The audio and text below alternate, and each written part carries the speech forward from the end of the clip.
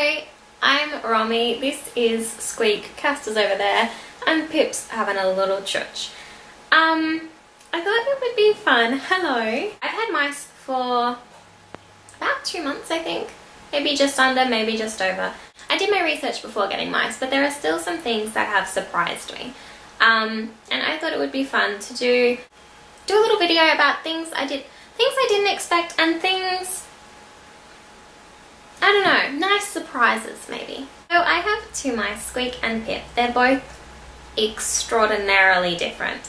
I got them together, they're both females, and I think Squeak, who's this one, I think she might be Pip's mother, but I am not 100% sure.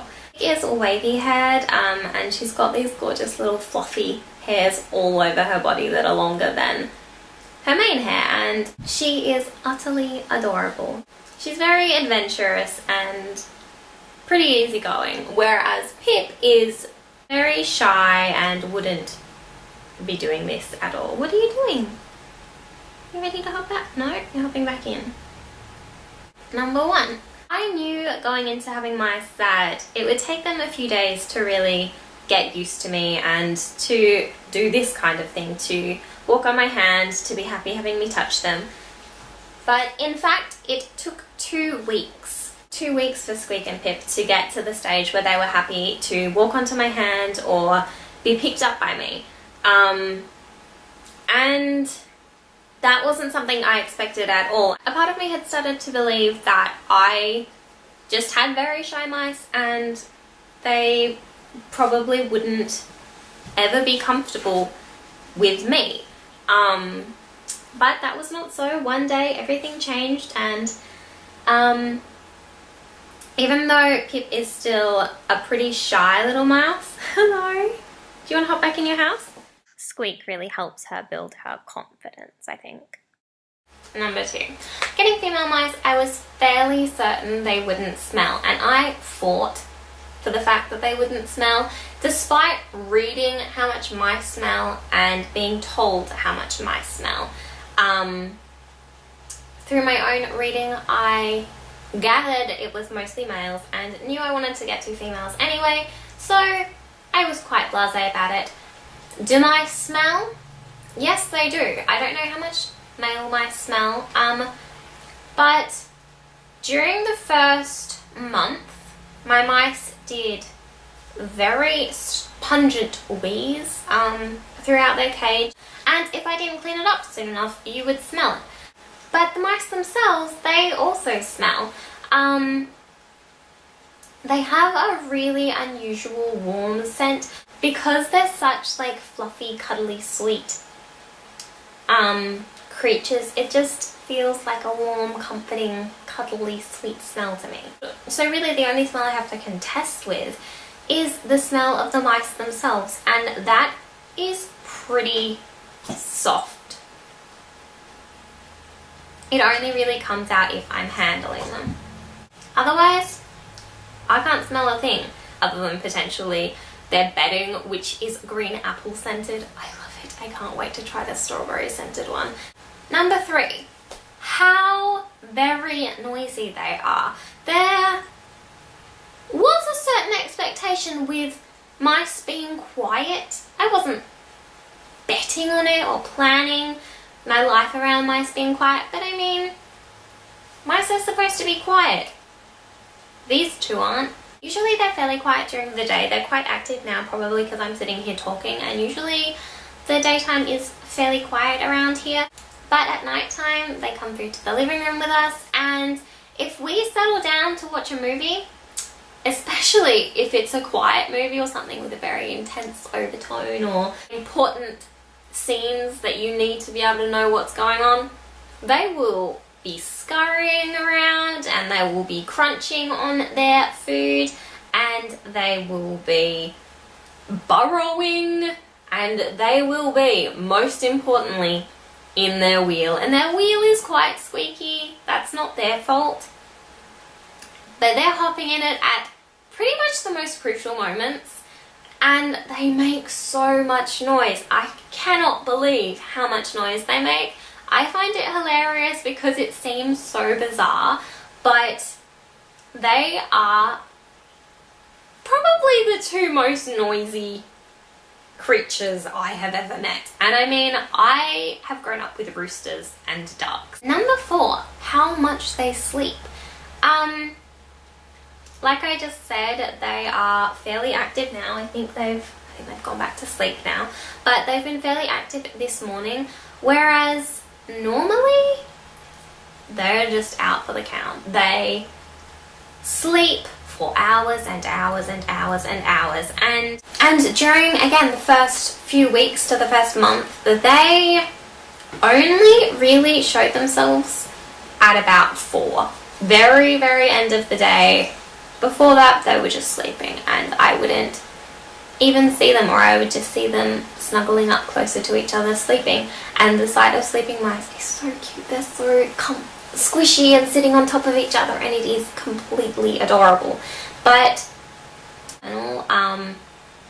I was still expecting them to be kind of active during the day. I mean, fair enough if they want to sleep, but they would come out at about 4, have a bit of food, go back to bed for a few hours, and then as I was winding down for the day, probably 8:30, 9ish, they would come out and be very noisy whilst I was watching a movie, and then I would be going to bed and they would be up. And I was aware that that didn't really give me the benefit of experiencing mice at the fullest, and it didn't really give them the benefit of having a loving family.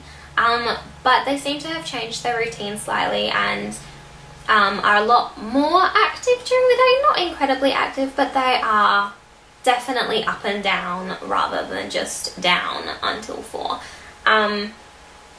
And they're a lot more active earlier in the night as well. Number 5, how much Kasta would be intrigued by their presence and how much the mice would love her. Kasta has completely turned into the mouse's nanny. She is very protective of them, wants to be right pretty much on top of me when I'm cleaning their cages, has to be squeezed in between the doorway and pretty much push me out so she can be there making sure she knows what's going on. And she'll just sit and watch them running up and down in the cage, and she'll sniff the cage, and Squeak particularly, just before Pip and Squeak were both doing it, but Squeak will come over and sniff her. She's not in love with them, but she is very interested by them.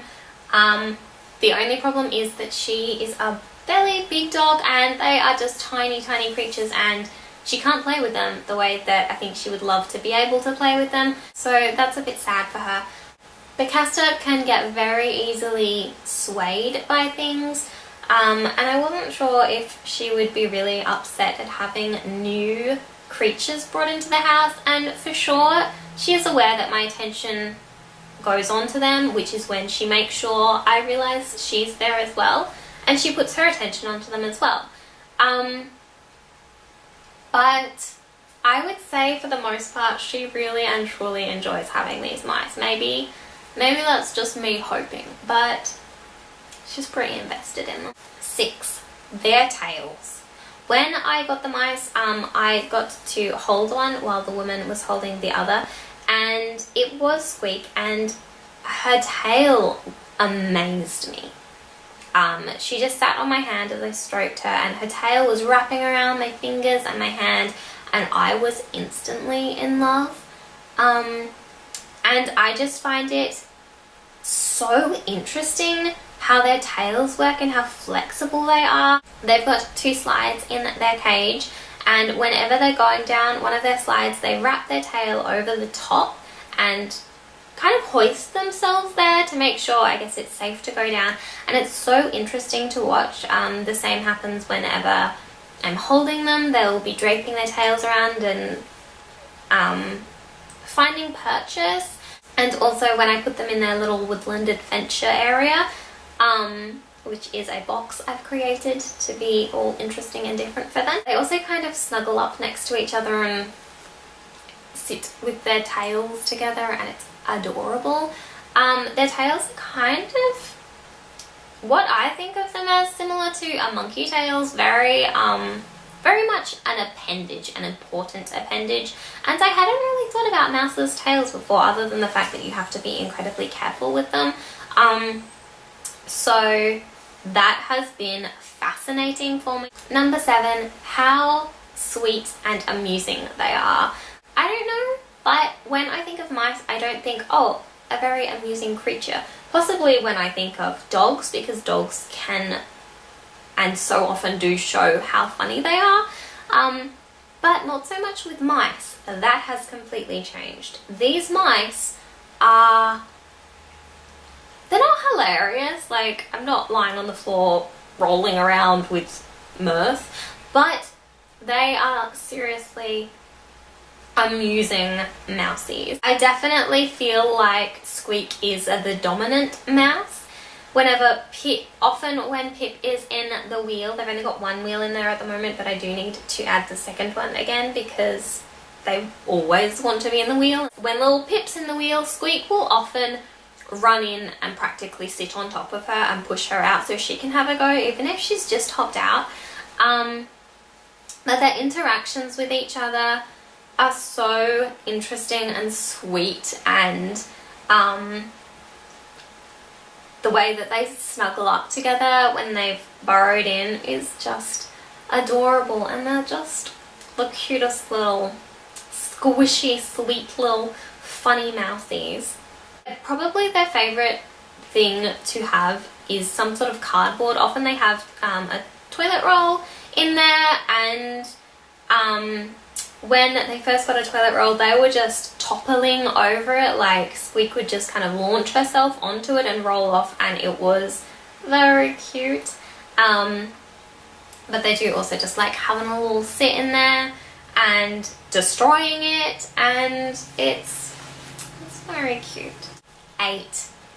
How messy they are. For two very, very small creatures, smaller than my little hand, they are so incredibly messy. Now this probably shouldn't have surprised me that much because I know how much destruction wild mouses can do, but I was surprised. I go into the bathroom at night and have a piece of paper on the floor because from experience I've learnt that they need that extra padding around their cage. But when I go in the morning, it is a mess. Often they will have kicked like a fifth of their bedding out through the bars. And if they've got cardboard, they'll have completely destroyed it. Some of it will be stuck in the slide. Some of it will be halfway lodged out of their house. Some of it will have somehow managed to get out of the cage. There'll be wood shavings everywhere, like further afield than you could have imagined wood shavings could go. There'll be food all over the ground. There'll be food all through the cage. There'll be two very cute sleeping mice who obviously didn't do anything because they were asleep. And there will be poo pretty much everywhere. Definitely having the paper under their cage is so helpful because it really contains the spread area, but even so, there will generally be a fair amount of mess everywhere, and I wasn't expecting that. I thought two little mices, they can't make that much mess. They can. Oh, they can. Don't I know it? So those are 8 things I wasn't expecting about having 2 mice as pets. I adore my mice. They are so wonderful and sweet, and I'm so happy to have welcomed the 2 little darlings into our family. And I'm going to be quiet now so they can go back to sleep and not just hear me waffling on about how cute they are. Bye!